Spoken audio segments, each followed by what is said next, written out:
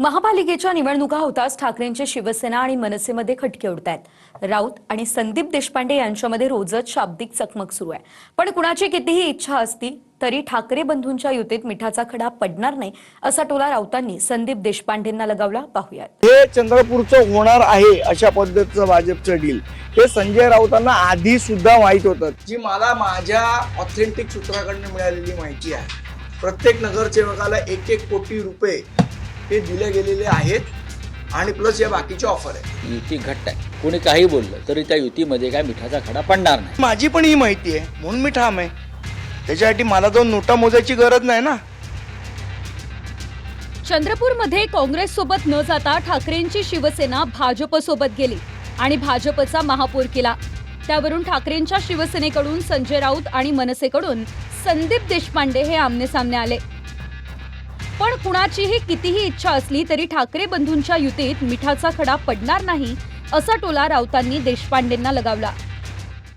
एक लक्षात घ्या, महाराष्ट्र नवनिर्माण सेना आणि शिवसेना यांची युती घट्ट आहे। कोणी काही बोललं तरी त्या युतीमध्ये काय मिठाचा खडा पडणार नाही। कोणाची किती इच्छा असली तरीही या ठाकरे बंधूंच्या युतीमध्ये मिठाचा खडा पडणार नाही। कल्याण डोंबिवलीमध्ये मनसेच्या 7 नगरसेवकांनी शिंदेंच्या शिवसेनेला पाठिंबा दिला। त्यानंतर संजय राऊतांनी मनसेवर हल्लाबोल केला। पण काही दिवसातच चंद्रपूरमध्ये ठाकरेंचे नगरसेवक भाजप सोबत गेले।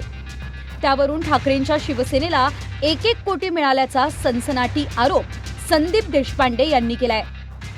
जी मला माझ्या ऑथेंटिक सूत्राकडून मिळालेली माहिती आहे, प्रत्येक नगरसेवकाला 1-1 कोटी रुपये हे दिले गेलेले आहेत आणि प्लस या बाकीचे ऑफर आहे। ज्यांनी हा आरोप केला ते पैसे मोजायला बसले होते का भाजपतर्फे, की हे पैसे मोजा आणि त्यांना द्या? ज्यांनी हा आरोप केला, मला आरोप कोणी केलाय माहीत नाही, पण भारतीय जनता पक्षाने हे 1-1 कोटी रुपयाच्या भागा त्यांच्याकडे पाठवून जरा मोजून पोचवा शिवसेनेच्या लोकांकडे, असं काय व्यवहार झालाय का? आणि मध्ये मग 20% कमिशन आहे का कुठे मोजण्याबद्दल? चला सोडून द्या। त्यावेळेला संजय राऊतांनी काय नोटा मोजलेल्या का? शिंदेनं जे काय आमदारांना पैसे दिले त्यावेळेला? असं आहे, आपण एक भूमिका त्यांनी मांडली तर ती बरोबर, तीच भूमिका दुसऱ्यांनी मांडली तर चुकीची। म्हणून मी काल म्हटलं, तुमची रासलीला आणि आमची कॅरेक्टर ढिला असं नाही होणार। मुंबई, ठाणे आणि कल्याण डोंबिवली महापालिकेत ठाकरे बंधू एकत्र आले, पण निकालानंतर नेत्यांमध्ये शाब्दिक खटके सुरू झालेत। राऊतांनी तर युतीत मिठाचा खडा टाकण्याचा प्रयत्न होतोय असे शब्दही वापरलेत। Bureau report, TV9 Marathi.